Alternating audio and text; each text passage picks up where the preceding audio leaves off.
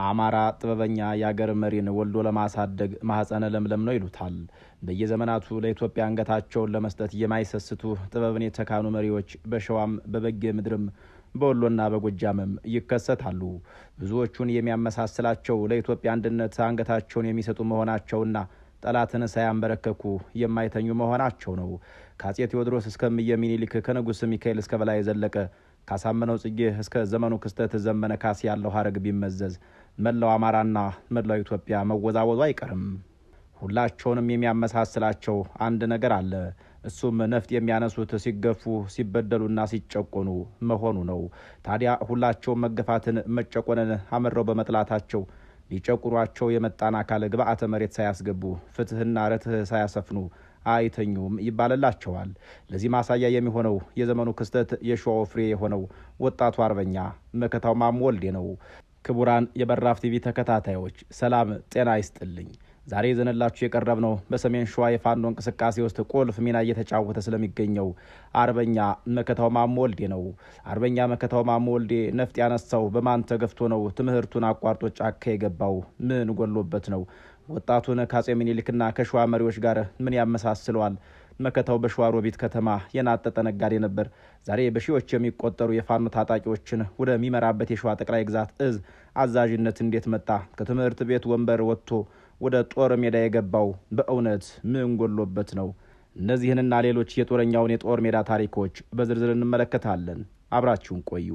መከታው ማሞ ወልዴ ትውልድና እድገቱ በሰሜን ሸዋ ጣርማበር ወረዳ ነው። የሁለተኛ ደረጃ ትምህርቱን በሸዋሮቢት ከተማ ተምሮ ካጠናቀቀ በኋላ ፊቱን ያዞረው ወደ ንግድ ነበር። የሚያውቁት እንደሚመሰክሩት ወጣቱ መከታው በሸዋሮቢት ከተማ ውስጥ በተለያዩ የንግድ ስራዎች ላይ ተሰማርቶ ሰላማዊ ህይወቱን እየመራ ነበር። በወቅቱ የትኛውም የፖለቲካ ፓርቲ አባልነትም ሆነ በትጥቅ ትግል ታሪክ ውስጥ ስሙ ተነስቶ አያውቅም። ታዲያ ነጋዴው መከታው ማሞ ወደ ጫካ እንዲገባ ልቡን ያሸፈተው መልከ መልካም የሸዋ ኮረዳ አልነበረችም። ይልቁንም ከ10 ጊዜ በላይ በኦነግ ሸኔ የተቃጠለችው አጣዬ ከተማ ልቡን አሸፈተችው። ከተማዋ ከ10 ጊዜ በላይ በተደጋጋሚ በተፈጸሙ ጥቃቶች የንብረት ውድመትና የንጹሃን ደም ፈሶባታል። ሰዎች ተወልደው ባደጉባት ቀየ ተፈናቅለው መድረሻ ተውባታል። ታዲያ ይህን ሁሉ ግፍ የተመለከተው መከታው ማሞ ምን ሽሩን ወልውሎ ያቃጠሉትን በነበልባል ክንዱ ሊያቃጥላቸው ውሎ አዳሩ ጫካ ሆነም። በሰሜኑ ጦርነት ትልቅ ተሳትፎ የነበረው መከታው ማሞ በኋላ ከመንግስት ጋር በተፈጠረው አለመግባባት ሸዋን አስተባብሮ ከጎጃምና ከጎንደር ጓዶቹ ጋር ተጠራርቶ ከወሎ ጋር አብሮ አማራን ነጻ ለማውጣት ታጥቆ ተነሳው። እሱ እንደሚለው ህዝቡን ካደጋ ለመታደግ ጓደኞቹን አስተባብሮ በራሱ ተነሳሽነት ወደ ትጥቅ ትግል እንቅስቃሴ ገባ። ይህንንም ሲገልጽ እኛ ወዶ ዘማቾች ነን። ህዝባችን ሲታረድ፣ ሀገራችን ሲወረር ዝም ብለን ማየት አንችልም። የገባንበት የመኖርና ያለመኖር ጉዳይ ስለሆነ ነው ሲል ይደመጣል። ወደ ትጥቅ ትግሉ የገባው መከታው የሰሜን ኢትዮጵያው ጦርነት ሲፈነዳ ወደ ኋላ አላለም። ከመከላከያ ሰራዊት ጎን ተሰልፎ ውጊያዎች ላይ ጉልህ ተሳትፎ አድርጓል። በወቅቱ ለሀገርና ለወገን በሚል መንፈስ ከጸጥታ ኃይሎች ጋር ተባብሮም ሰርቷል። ነገር ግን ጦርነቱ ካበቃ በኋላ ነገሮች እንደታሰበው አልቀጠሉም። በመንግስትና በፋኖ ታጣቂዎች መካከል የተፈጠረው አለመግባባት ወደ ግጭት ሲባባስ መከታውና ቡድኑ ከሸዋሮቢት በመውጣት ወደ ዱሩ ተመለሰም። በአሁኑ ሰዓት መከታው ማሞ በሸዋ አካባቢ ከሚንቀሳቀሱ ጠንካራ የፋኖ አደረጃጀቶች መካከል አንዱ የሆነውን የሸዋ ጠቅላይ ግዛት እዝን ይመራል፣ ያሰለጥናል፣ ያስተባብራል፣ ይዋጋልም ያዋጋማል። መከታው ማሞ ለተለያዩ ሚዲያዎች ስለ ትግሉ ዓላማ ሲናገር ከስልጣን ፍላጎት ይልቅ የህልውናን ጥሪ የሚያስቀድም ታጋይ ነው። ይህ ትግል የአማራን ህዝብ ህልውና ለማረጋገጥ የተጀመረ ትግል ነው ይላል። እኛ ስልጣን ፈላጊዎች አይደለንም፣ ነገር ግን ህዝባችንን በሰላም የሚኖርበትን ስርዓት እስካልፈጠርን ድረስ ወደ ኋላ አንልም ሲል አስረግጦ ይናገራል። የእኛ ጦር የህዝብ ልጅ ነው። ስርቆትን፣ ዝርፊያንና ብልሹ አሰራርን አጥብቀን እንቃወማለን። ፋኖ ማለት የአማራ ጋሻ ነው የሚለው መከታው ማሞ በተሰለፈበት ግንባር በድል ነው የሚመለሰው ይባልለታል። መከታው ማሞ በፋኖ ኃይሎች መካከል አለ ስለሚባለው መከፋፈል የሚነሱ ወሬዎችን ሙሉ በሙሉ ይቃወማቸዋል። የአማራ ህዝብ ስቃይ አንድ እስከሆነ ድረስ ታጋዩም አንድ ነው ሲል መርህን ያስቀድማል። ጠላት እኛን ለመምታት የሚጠቀመው ዋና መሳሪያ መከፋፈል ነው። ነገር ግን እኛ በመርህም ባላማም አንድ ነን ሲል የፋኖን አንድነት አጥብቆ በመሻት ይናገራል። በሸዋ በጎጃም በጎንደርና በወሎ ያለው ፋኖ አንድ ነው። ጠላታችን አንድ ስለሆነ ትግላችንም የተናበበ ነው የሚለው አቋሙም የሁሉም እዞች የጋራ ስትራቴጂ መሆኑን የሚያመላክት ነው። በየአካባቢው ያለው አደረጃጀት ለወታደራዊ ስትራቴጂ አመችነት እንጂ ለልዩነት ምልክት እንዳልሆነም ይናገራል። የመከታው ማሞና የእስክንድር ነጋ ግንኙነት በጋራ ህልውና የፍላጎት ላይ የተመሰረተ ሲሆን በመከታው የውጊያ ግንባሩን ሲመራ፣ እስክንድር ነጋ ደግሞ የትግሉን የፖለቲካ መሰረት ያጠናክራልም ይባላል። መከታው ማሞ በእስክንድር ነጋ ቀጥተኛ ወታደራዊ እዝ ስር ባይመራም ግንኙነታቸው የጋራ ዓላማ ያለውና የፖለቲካ ድጋፍ ላይ ያተኮረ የትግል ወንድማማችነት እንደሆነም ይገለጻል። ከሌሎች የፋኖ መሪዎች ጋር ያለው ግንኙነት ደግሞ ስትራቴጂያዊ ትብብርና አንድ የትግል ሰንሰለት ለመፍጠር ያለመ ነው የሚለው መከታው ማሞ እያንዳንዱ የራሱ የውስጥ ነጻነት ቢኖረውም በጋራ ወታደራዊ ስምምነትና መረጃ ልውውጥ ትግሉን ለማጠናከር መስራት እንዳለበት ግን እሙን ነው ይላሉ። ዛሬ ላይ መከታው ማሞ በሰሜን ሸዋ ቀጠና ውስጥ በመንግስት ኃይሎች ላይ ከባድ ተግዳሮት ከሆኑ አመራሮች መካከል አንዱ ሆኗል። ከነጋዴነት ተነስቶ ባጣየ ቃጠሎ ምክንያት ብረት ያነሳው ይህ ሰው የአካባቢውን ወጣቶች በማደራጀት የሸዋ ጠቅላይ ግዛት እዝን እየመራ ይገኛል። ወጣቱን ለዚህ ድል ያበቃው ምንድነው ከተባለ አንድም ከዘር የወረሰው ጀግንነት፣ ሁለትም ጭቆና የፈጠረው መብሰልሰል ሊሆን እንደሚችል መገመቱ ቀላል ነው። ወጣቱ ታጋይ ከቀድሞ የሸዋ ንጉሥ ኃይለ ሥላሴ ጋር የሚያመሳስሉት ብዙዎች ናቸው። ሸዋ ንጉሥ ወልዶ ማሳደግን ከፈጣሪ የተቸራት ይመስላል። ዳር ድንበርን የሚያስጠብቅ ለጥላት የማይንበረከክ ብልሃተኛና ጥበበኛ መሪን ለማፍራት አያዳግታትም።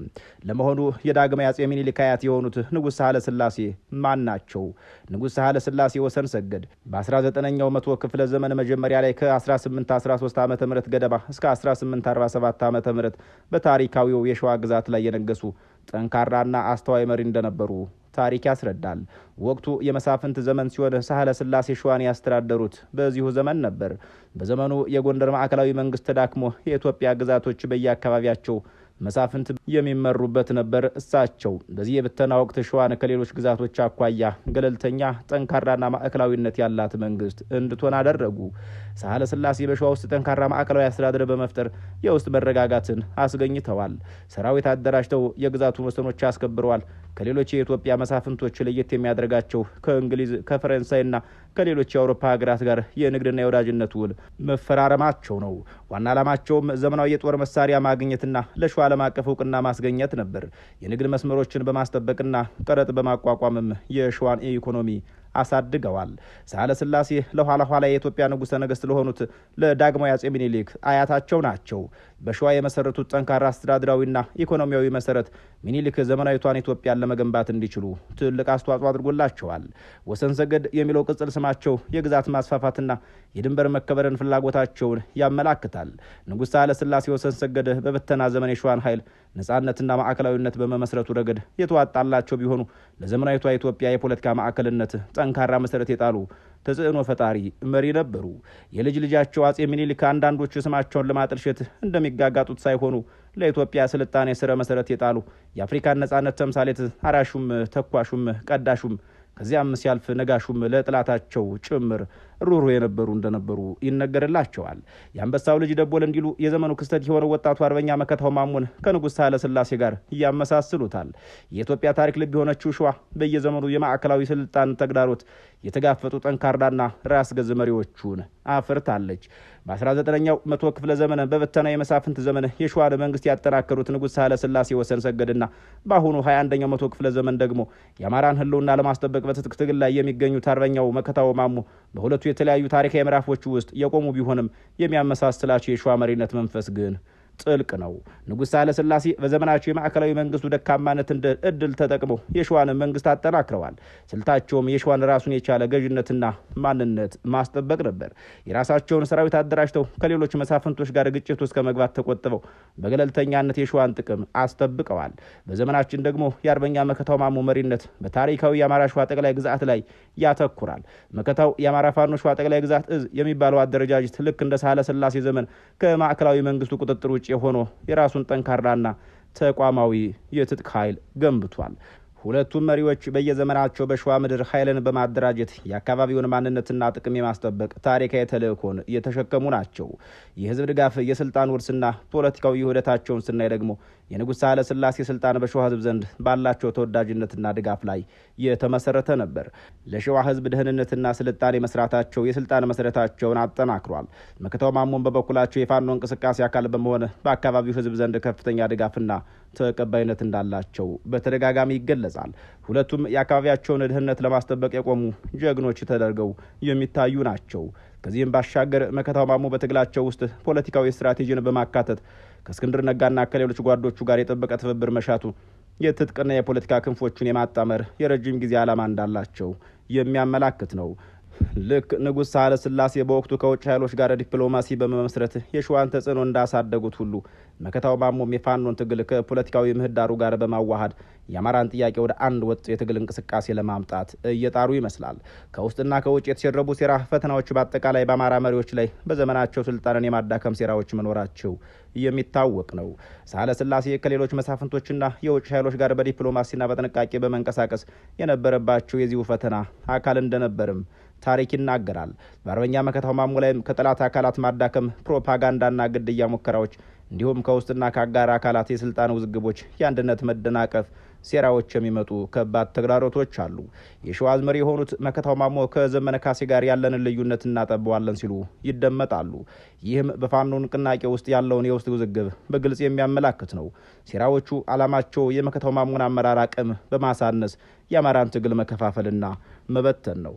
መከታው ማሞ እነዚህን ሴራዎች በመግለጫዎቻቸው ለማጋለጥ መሞከራቸው የትግሉ አካል መሆኑን የሚያመላክት ነው። ንጉሥ ሳህለ ሥላሴ በመሳፍንት ዘመን የሸዋን ነጻነትና ጥንካሬ ሲመሰርቱ፣ አርበኛው መከታው ማሞ ደግሞ በዘመናችን የፖለቲካ ውዥንብር ውስጥ የሸዋን መሪነት መንፈስ በአርበኝነት ልብስ ደርበው የአማራን ሕዝብ ህልውና ለማስጠበቅ እየተፋለሙ ይገኛሉ። የሁለቱ መሪዎች የትግል መስመር የሸዋን ኃይል ማንነትና ነጻነት ማስከበር ዘመን ተሻጋሪ ውርስ እንደሆነም የሚያመላክት ነው። ክቡራን የበራፍ ቲቪ ተከታታዮች መከታው ማሞን ከታሪክና ከተረካ አንጻር የቃኘንበት ምዕራፍ በዚሁ ተዘግቷል። ለአሁኑ በዚህ አበቃን። ቸር ያገናኘን።